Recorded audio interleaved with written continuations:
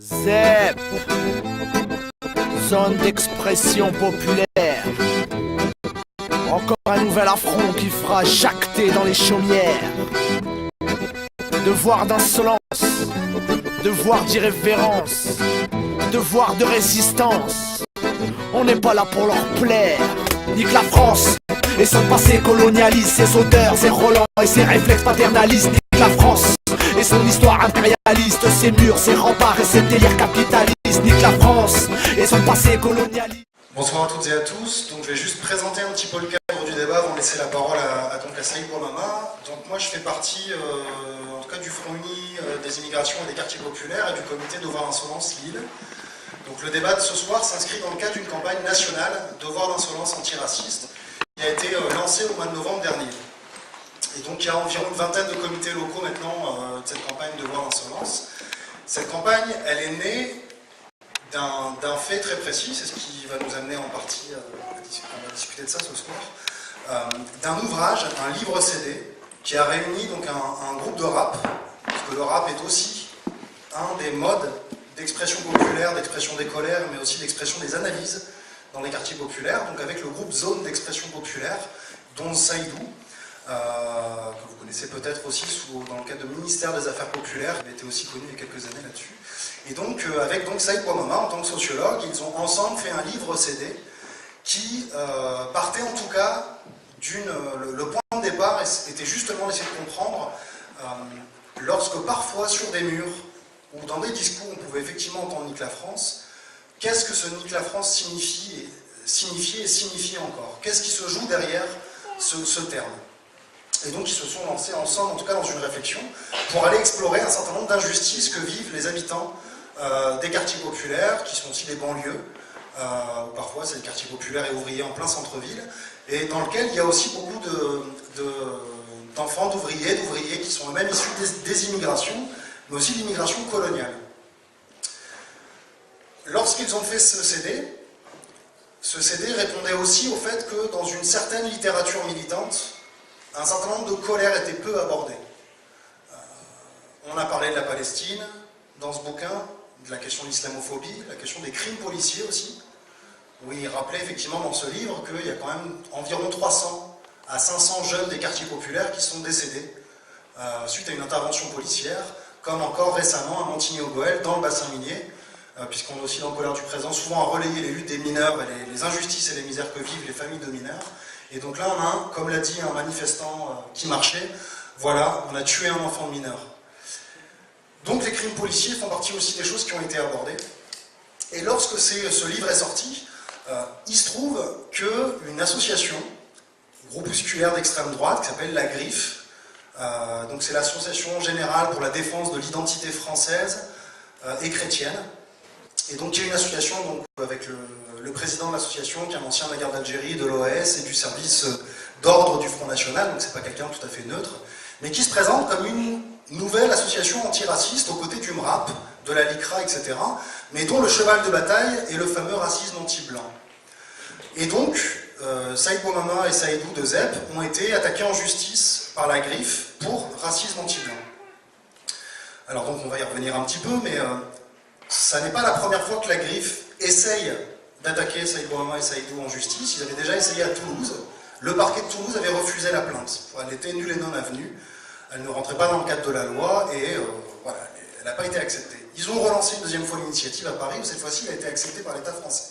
Alors excusez-moi, j'ai pas les termes exacts là, vous pourrez les retrouver sur les pétitions qu'il y a sur le bar.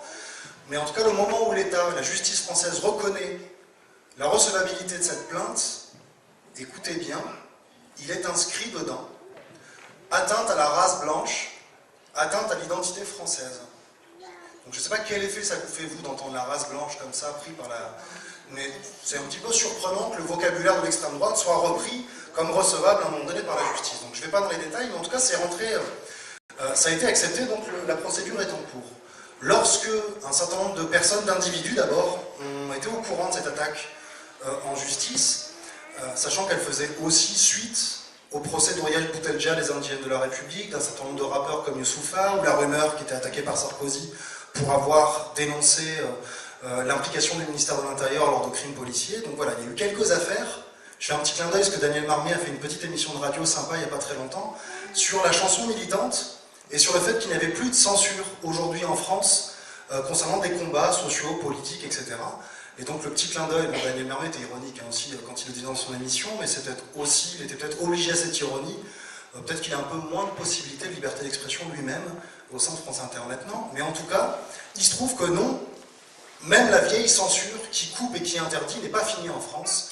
Il y a effectivement notamment des artistes, pour parler d'eux, qui ne sont pas autorisés à parler de certains sujets. Et donc on rentre dans la question des frontières, des colères légitimes, des colères entendables, des colères abordables. Il y a un certain nombre de colères et d'injustices qui sont ou peu parlées, et lorsqu'ils sont parlés, ces colères font face à des modes de répression particuliers. Et donc, en tout cas, à la suite de cet élément-là, il y a donc des universitaires, des membres de partis politiques de gauche, des gauches, on va dire, je ne vais pas les détailler ici, des associatifs, des militants qui sont rapidement mobilisés pour dire c'est pas possible, on ne peut pas laisser faire ça, parce que si jamais cela tombe, c'est effectivement une forme de liberté d'expression qui risque d'être atteinte pour d'autres acteurs militants par la suite. Donc il y a de ce fait, c'est pas l'initiative ni d'aucun des deux Saïd, c'est d'autres citoyens qui se sont dit c'est pas possible, on ne peut pas laisser faire, et donc est née la campagne de devoir d'insolence antiraciste au travers de toute la France.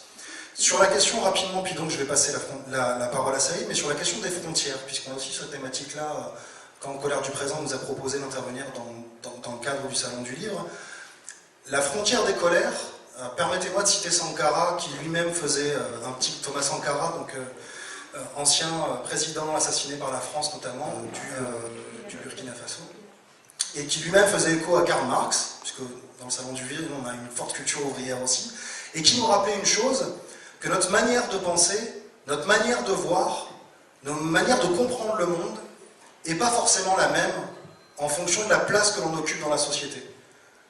Du coup, Marx nous disait, on ne pense pas de la même manière si l'on vit dans une baraque, un baraquement, un taudis, ou si on vit dans un château, notre rapport au monde n'est pas le même.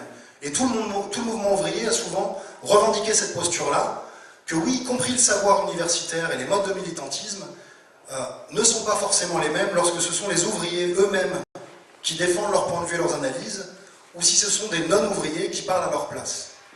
Le mouvement ouvrier s'était ancré sur cette question de l'auto-organisation, comme l'a fait le mouvement féministe d'ailleurs.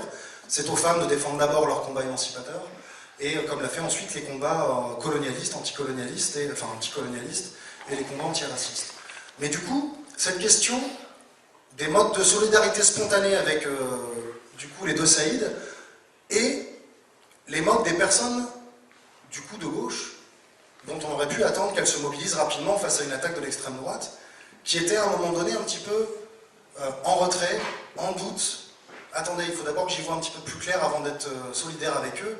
Je ne suis pas sûr de savoir si ce combat-là est légitime, et il nous semble que dans cette histoire-là, nos capacités à être solidaires rapidement avec des opprimés, pour le dire comme ça, se joue aussi notre propre place dans la société. Et en l'occurrence, c'est pas seulement la frontière de classe qui se joue. Dans un des débats précédents, on a vu aussi qu'il y avait la frontière des sexualités. Être hétérosexuel et homosexuel ne nous donne pas le même rapport aux questions des droits défendus par les LGBT. Mais il semble qu'il y a aussi une frontière d'origine, frontière immigrée, frontière raciste, qui peut se poser parfois entre le monde progressiste, en tout cas blanc, entre guillemets, on y reviendra peut-être dans le débat, sociologiquement blanc en tout cas, qui parfois hésite à pouvoir s'identifier, en tout cas spontanément, lorsque les opprimés ont une certaine couleur de peau, en plus ils ont une certaine religion musulmane. Encore une fois, les classes dominantes ont bien compris ce système-là. À chaque fois qu'il y a un crime policier, c'est pas enfant de mineur qu'on a dit, hein, à Montigny-en-Goël quand le gamin est mort. C'est pas comme ça qu'on l'a présenté dans les médias. On l'a d'abord présenté comme un délinquant et comme un Marocain.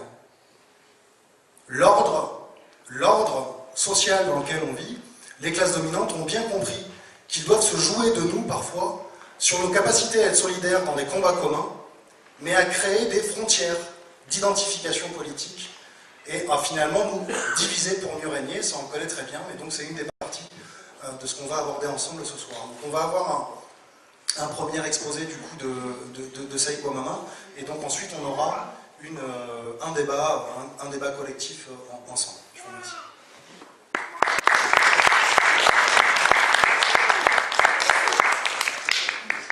Bien, comme l'a dit Jessine, je suis poursuivi avec Saïdou. je vais démarrer par là sur le contexte qui nous a amené à faire cette production d'un livre CD qui est déjà en tant que tel un choix de mélanger deux formes d'expression qui ne se croisent pas habituellement forcément pour toucher des publics qui ne se croisent pas forcément. Peut-être le contexte de la sortie de cette production. Le premier élément de contexte qui me semble essentiel, c'est de rappeler que nous étions en plein débat sur l'identité nationale, parachuté par en haut, c'est-à-dire sur une véritable offensive étatique, visant à cliver la société française, en fonction de ceux qui seraient dans l'identité nationale, ceux qui ne seraient pas, à partir d'une définition qui est bien entendu définie par les seuls qui en parlent, puisque je vous rappelle, c'était la première fois depuis Vichy que l'on avait un État qui utilisait l'appareil d'État pour définir une identité. Effectivement, c'est plus le même gouvernement, mais c'est important d'avoir en tête jusqu'où on a pu aller à cette période. Le contexte, c'était également la réaction depuis 2005 dans les quartiers populaires. C'est pas seulement quelques tags ici, c'est une expression extrêmement fréquente pour ceux qui connaissent les quartiers populaires aujourd'hui. Chez les jeunes qui sont issus de l'immigration comme chez les autres. L'expression nique la France, pour ceux qui sont travailleurs sociaux, vous savez, dans les quartiers, elle est permanente. On peut poser deux hypothèses. Où les jeunes sont complètement fous, où il faut comprendre ce qui s'exprime au travers de cette phrase. Nous voulions comprendre ce que les jeunes voulaient dire au travers de cela. Et effectivement, le résultat, ce n'est pas un rejet de la France, c'est le rejet d'une certaine France. Et dans le Nique la France, c'était ce qui était principalement émis par ces jeunes, c'était le sentiment que lorsqu'on s'appelait Mohamed ou Fatima, Aminata ou Mamadou, on n'était pas considéré comme français, malgré le fait que l'on n'était que français. On parle bien là de jeunes qui sont nés en France et qui ont grandi en France. Et c'était également une réponse aux injonctions gouvernementales. Rappelez-vous les belles phrases de Sarkozy, reprises du Front National, la France du même, un débat sur la déchéance de la nationalité. Bref, toute une série de violences étatiques. Et la forme de réponse qu'avaient ces jeunes, eh bien, c'était de retourner le stigmate et de prendre la voie exactement opposée de ce qui était dit. On vous dit il faut aimer la France. La réponse, c'est je nique la France. Je rappelle également qu'on avait tenu à mettre un sous-titre, devoir d'insolence. Tout simplement pour qu'il n'y ait pas de confusion sur le fait que ce n'étaient pas les auteurs des chansons ou du livre qui reprenaient à leur titre l'expression nique la France. Ils essayaient de la comprendre sans la condamner, parce qu'elle avait un message social et politique du côté de ces jeunes. Le contexte, c'était également un contexte de coupure radicale, et nous n'en sommes pas sortis. Et donc c'est une posture de l'inquiétude que je vous transmets, d'une coupure dramatique entre les quartiers populaires et les gauches, l'extrême gauche, etc. Autrement dit, depuis l'épuisement de l'irrigation des quartiers populaires par le Parti communiste jusqu'aux années 60, c'est-à-dire près de 3 décennies, nous avons des quartiers populaires qui sont à l'avant-garde des attaques libérales et qui connaissent un vide militant, un vide de présence de toutes les organisations qui prétendent changer le monde. Novembre 2005, je vous le rappelle, 400 quartiers populaires explosent pendant 21 jours, où on dit que ces 400 quartiers, c'est-à-dire quand même une partie essentielle des milieux populaires de notre société, c'est tous des voyous. C'est un délire collectif où l'on est obligé de se dire, imaginons-nous simplement qu'il y ait une connexion entre les mouvements d'émancipation sociale et cette colère qui explose. Imaginons une présence militante dans ces quartiers et 400 quartiers au bord de l'explosion. Eh bien, on a raté cette connexion. Ces quartiers ont été, cette explosion, tout le monde l'a oublié. Dès que ça s'est calmé, on est passé au silence. Je vous rappelle, c'est la plus grande explosion depuis la Commune de Paris. Si on élimine, bien entendu, les séismes de la Seconde Guerre mondiale. Il faut remonter à la Commune de Paris pour voir autant de quartiers populaires exploser en même temps. Eh bien, tout le monde a fait comme si ça n'existait pas. Donc, combien de forces de gauche a-t-on fait le bilan de 2005? S'est-on interrogé sur où en étaient nos milieux populaires? Sur qu'est-ce qui se passait dans notre jeunesse?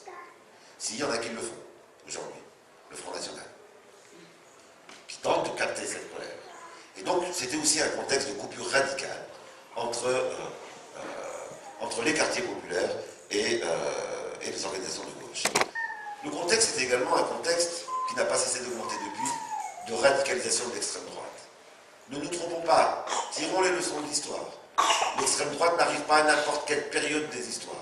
Elle arrive lorsque les crises du système sont telles que l'on craint une explosion sociale d'ampleur importante et que l'on prépare les armes pour mater cette explosion possible.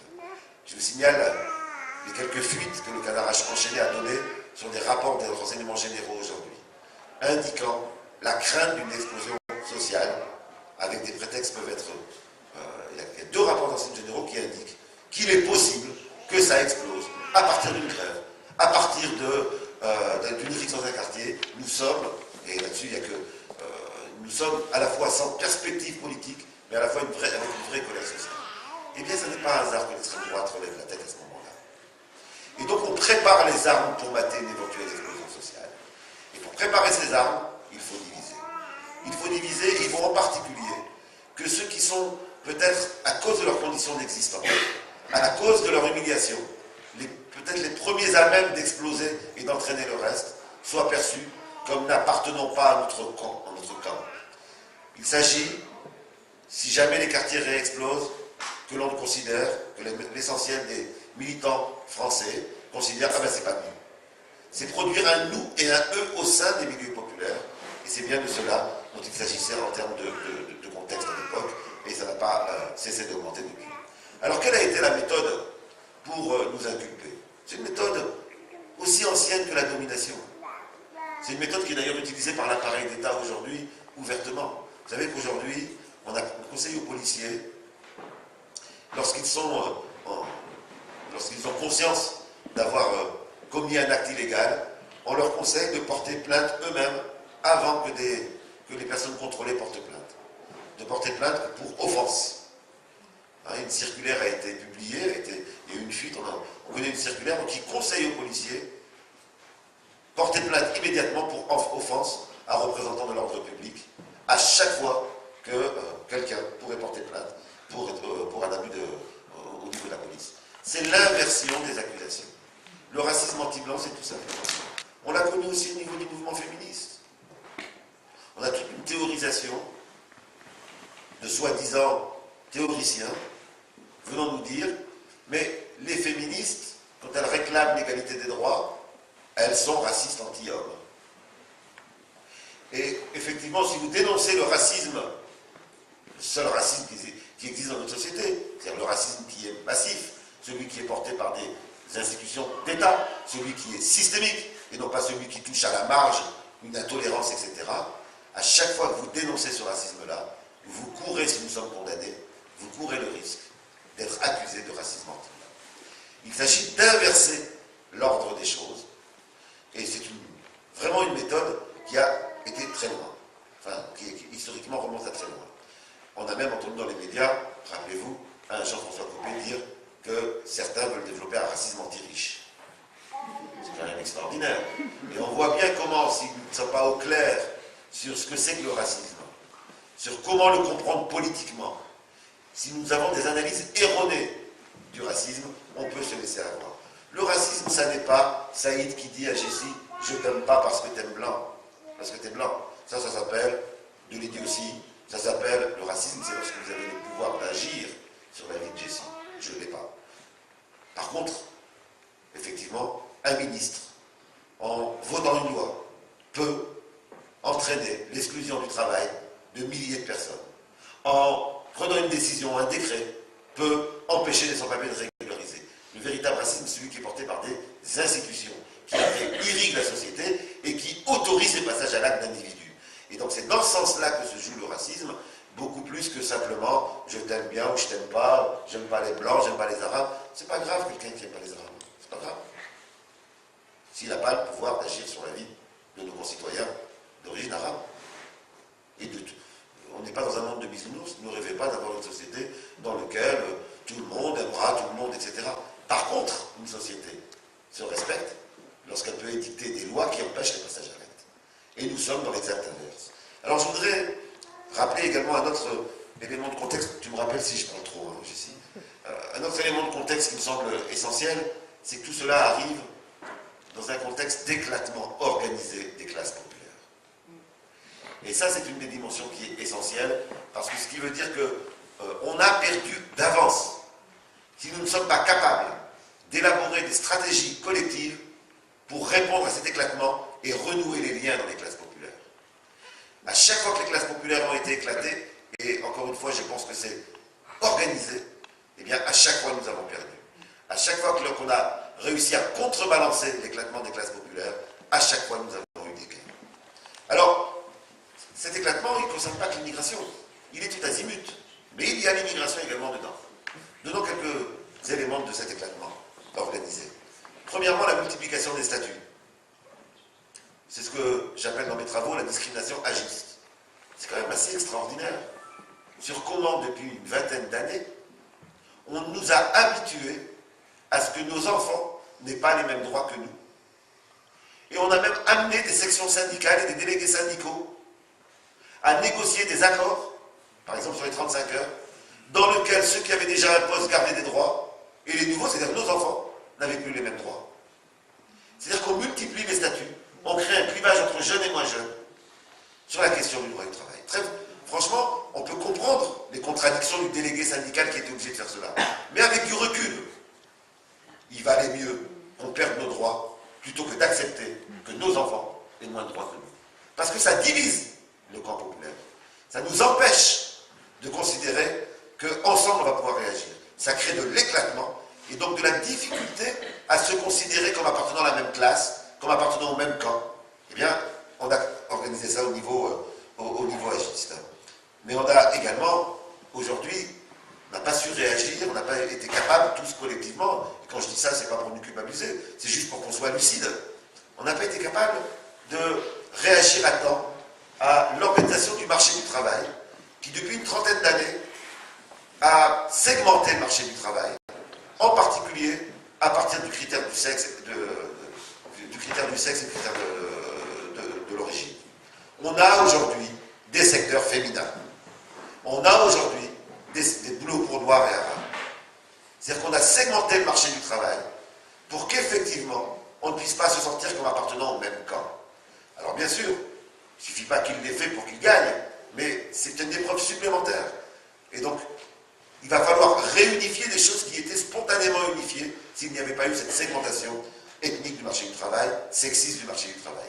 Et cette segmentation, c'est une segmentation qui est bien entendu à des fonctions. La première fonction, c'est d'expérimenter sur ceux qui sont les moins capables de se défendre, des conditions de travail, des méthodes de travail, des techniques d'organisation que l'on pourra ensuite généraliser à tous. À chaque fois qu'une portion des milieux populaires est considérée comme ne faisant pas partie des milieux populaires, donc n'étant pas défendables, et qu'on laisse expérimenter sur eux ces techniques nouvelles ultralibérales, c'est la garantie qu'après, ça pourra se généraliser. Comment allons-nous réagir demain s'ils nous généralisent les conditions de travail sans papier, si nous n'avons pas été capables de construire un large mouvement de soutien aux sans-papiers? Mais surtout, ça a une conséquence.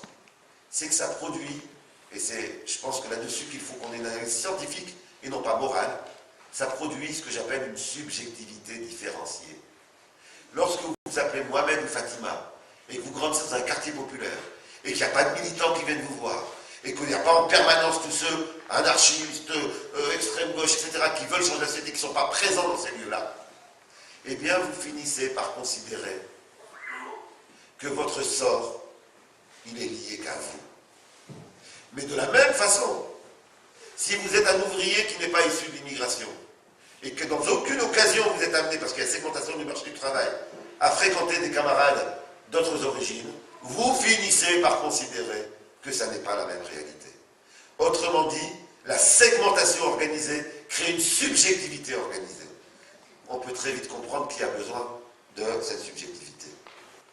Alors, si on prend en compte toutes ces dimensions-là, ben, du coup, on peut très bien comprendre la place particulière qu'a l'accusation contre nous et la plainte qui a été posée contre nous, mais plus largement, la place qu'a le développement d'un racisme particulier dans nos sociétés, qui est ce que j'ai appelé le racisme respectable. Jusqu'à présent, jusqu'à il y a encore une trentaine d'années, le racisme ne se légitimait pas à partir de grandes valeurs. Il se légitimait à partir d'une affirmation de supériorité d'une race sur une autre. Ça a commencé à se transformer, et c'est pas moi qui le dis, c'est Frantz Fanon qui l'a démontré, ça a commencé à se transformer grâce à la résistance pendant la Seconde Guerre mondiale, grâce à la mise en évidence des horreurs du nazisme, qui ont délégitimé le racisme biologique. À part quelques ultra-minoritaires qui continuent à affirmer qu'il y a des races inférieures et supérieures, aujourd'hui les racistes, ce n'est pas ça qu'ils mettent en avant. Frantz Fanon nous explique que le racisme s'est transmuté pour se maintenir du racisme biologique au racisme culturaliste. C'est-à-dire qu'on ne dit pas on ne dit plus qu'il y a une race inférieure à une autre, on dit qu'il y a des cultures inférieures. Donc on dit physiquement, pas de problème. Il n'y a qu'une race humaine. Mais par contre, il y a des cultures inférieures à d'autres. Il y a des religions inférieures à d'autres. Il y a des mœurs inférieures à d'autres. Et bien entendu, comme dans tout phénomène de racisme, c'est sur une base de hiérarchisation, c'est-à-dire qu'il s'agit de diffuser l'idée que s'il y a des cultures inférieures, il y a des cultures supérieures. Il y a des religions supérieures. Et aujourd'hui, ce qu'on est en train de construire comme clivage dans notre société, ça n'est plus un clivage à partir des personnes qui arrivent de l'étranger. C'est au sein même de la société française, au sein même des Français, l'idée qu'il y aurait des gens qui, par leur culture, seraient inférieurs, et d'autres qui, par leur culture, seraient supérieurs. C'est une réalité complètement nouvelle, et encore une fois, sans nous inquiéter trop, mais c'est important de l'avoir en tête, il faut remonter à Vichy pour trouver cela. En gros, le racisme qu'ont vécu les Italiens, les Polonais, les Espagnols, c'est un racisme qui était très dur, qui a même parfois été plus dur que le racisme que vivent nos concitoyens originaires du Maghreb, même pas originaires, dont les parents sont originaires du Maghreb ou originaires d'Afrique subsaharienne. Les Italiens ont connu des pogroms d'Aigues-Mortes. Un jeune homme italien, parce qu'il faisait grève, et en plus, s'était permis de séduire et de draguer une belle jeune fille française, on a eu 8 jours de chasse à l'italien. On n'a pas encore eu ça pour nos concitoyens d'origine maghrébine ou d'origine africaine, et j'espère que ça n'arrivera jamais. Mais donc c'est pas l'ampleur de la violence qui est différente.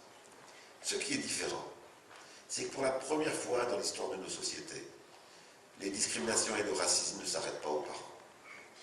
Pour la première fois, il y a transmission transgénérationnelle du stigmate xénophobe. Pour la première fois, des personnes qui sont français de naissance, socialisées en France, ayant été à l'école française complètement, sont encore regardées comme inférieurs, comme étrangers, comme différents, sont étrangérisés, si j'ose ce mot. Et ça, c'est tout nouveau dans notre société. C'est une forme contemporaine, comme disait Frantz Fanon, du racisme. Ça change les choses. Auparavant, l'immigration n'était qu'un bouc émissaire. Aujourd'hui, elle continue d'être un bouc émissaire, mais ses enfants deviennent des ennemis de l'intérieur. Et donc là, quand il y a ennemis de l'intérieur, ça vous rappelle rien? Ben, c'était nos concitoyens juifs, qui étaient français, mais qu'il fallait se méfier. Regardons s'ils aiment vraiment la France, d'où tout le discours sur l'amour de la France. Regardons s'ils sont vraiment loyaux, tout le discours sur la déchéance de la nationalité. Qu'on va tenir pour une partie de notre société, bien entendu pas pour l'ensemble de la société. Et ça crée un clivage, parce qu'au plus les milieux populaires seront touchés par ça, au plus on sera clivé en deux. L'enjeu est de taille, pour une raison toute simple, c'est que dans les milieux populaires, regardons les chiffres de l'INSEE.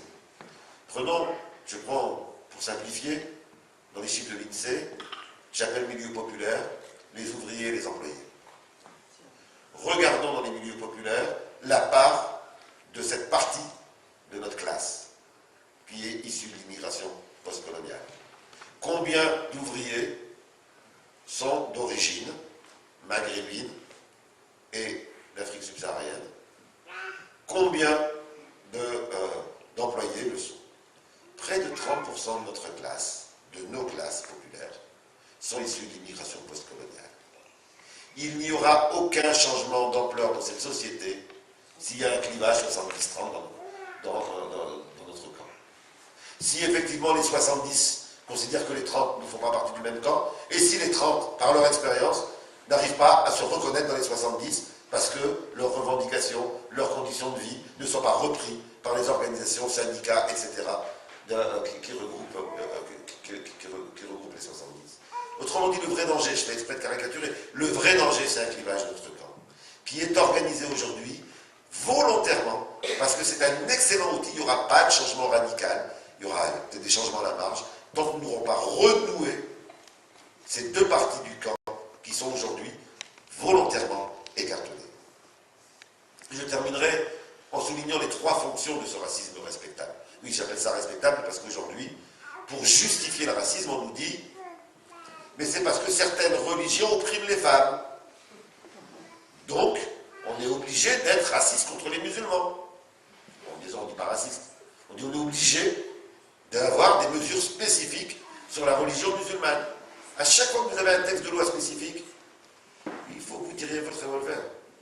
Le racisme, par définition, c'est l'autorisation d'un traitement particulier pour une partie de la population.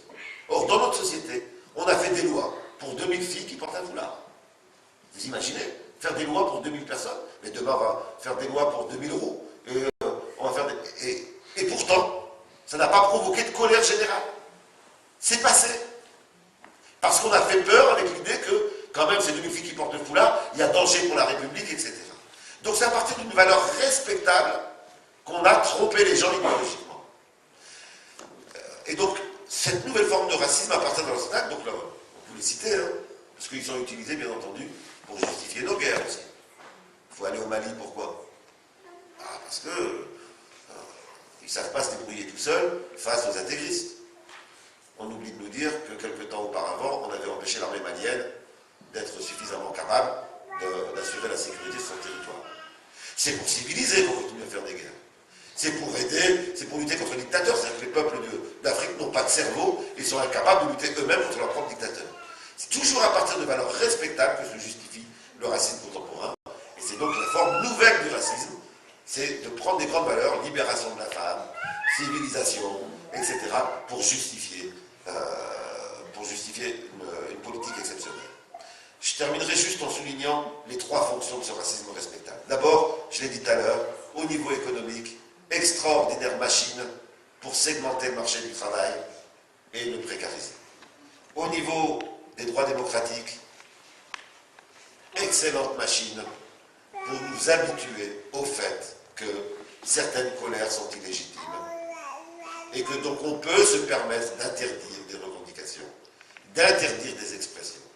Aujourd'hui, c'est moi et Saïdou, parce que nous disons nique la France, devoir d'insolence, et pour ceux qui l'ont lu, et je pense que certains d'entre vous l'ont lu, vous savez bien, il n'y a que ceux qui portent plainte et l'État qui accepte la plainte qui fait semblant de ne pas comprendre, puisque dans la chanson comme dans le livre, c'est bien indiqué, nique la France capitaliste, impérialiste, raciste.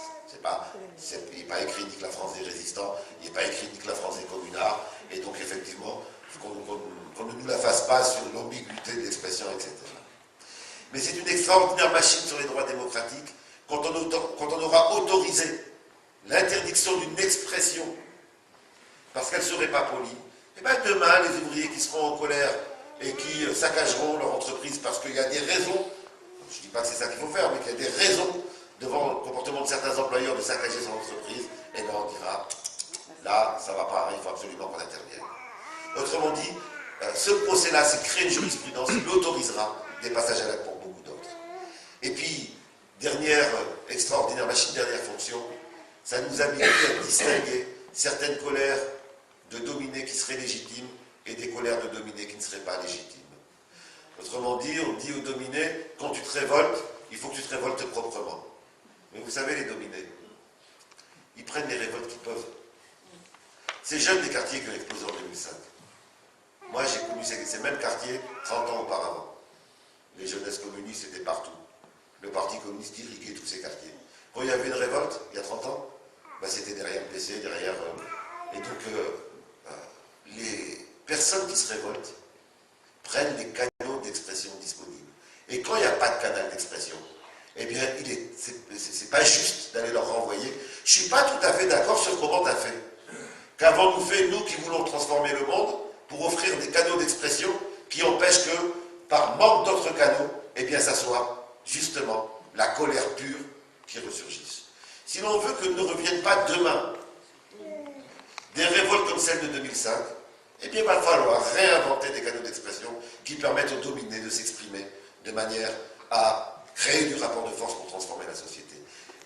Mais jamais nous ne sommes autorisés à aller dire à un dominé « Ta colère, je la comprends, mais pas comme ça. » Comme si le dominé choisissait la colère qui allait l'emmener en prison. Parce que vous savez, 2005, ces jeunes qui se sont révoltés, ça a été des centaines de personnes qui ont fini en prison. Et ils avaient 16 ans, 17 ans, 18 ans. Et ils ont fait des peines de prison d'1 an, 3 ans, certains 5 ans. C'est-à-dire qu'ils ont eu pour beaucoup d'entre eux leur adolescence gâchée, tout simplement parce que la vie dans les quartiers populaires était à cette époque-là devenue invivable. Alors quand on regarde tout cela, on se dit, mais c'est quoi la future étape? Ben, ça dépendra de nous. Ce qui est certain, c'est que ce système est en crise. Et que cette crise, elle fait monter deux alternatives. Elle fait monter une véritable alternative populaire, qui est on en a marre. Mais elle fait monter aussi du côté du système la préparation de ceux à qui on pourrait faire appel si jamais il y avait une révolte populaire, c'est-à-dire les fascistes.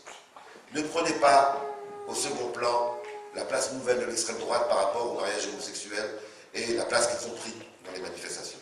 Ne prenez pas au second plan le fait que, pour la première fois depuis 1945, on ait eu un site internet sans que M. Valls bouge, alors que M. Valls accepte qu'on soit poursuivi, un site d'extrême droite qui appelle à la lutte armée. Et qui est encore sur Internet aujourd'hui. Il a été dénoncé il y a 3 semaines, et il y est encore.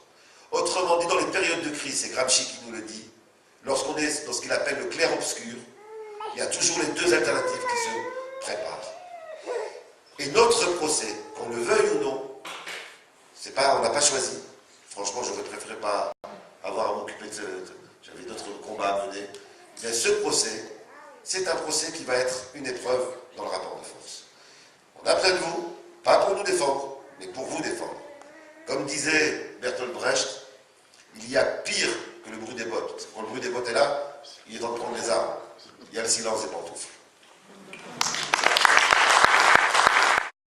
On n'est pas là pour leur plaire.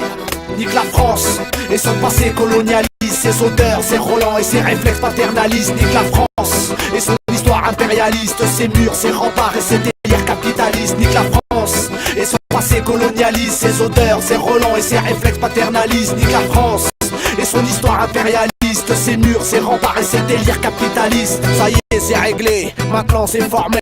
Ça y est, c'est confirmé, par voie ministérielle. Les nations sont lâchés, les bidochons décomplexés. Carte blanche pour les gros beaufs qui ont la haine de l'étranger. Petits bourgeois, démocrates, républicains, ton pays est puant. Raciste et assassin, tes lumières, tes droits de l'homme, soi-disant universels.